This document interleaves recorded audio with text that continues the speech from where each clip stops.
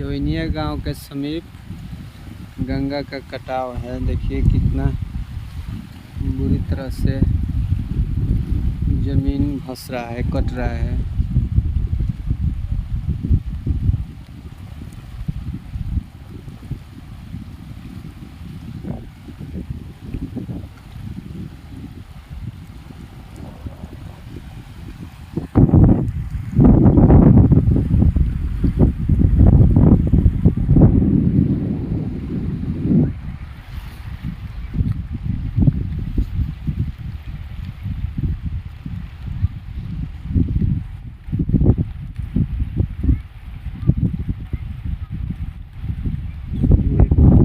छोटा सा पुल है, नौका जाने का रास्ता था।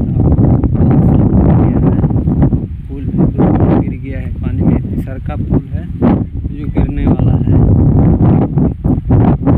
आधे घंटे में वो गिर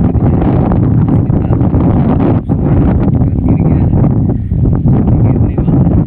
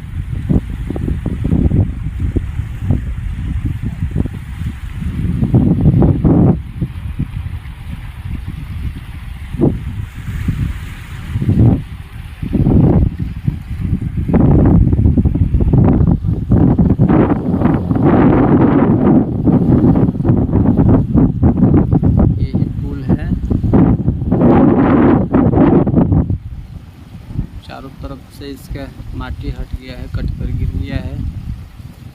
यही बांध है।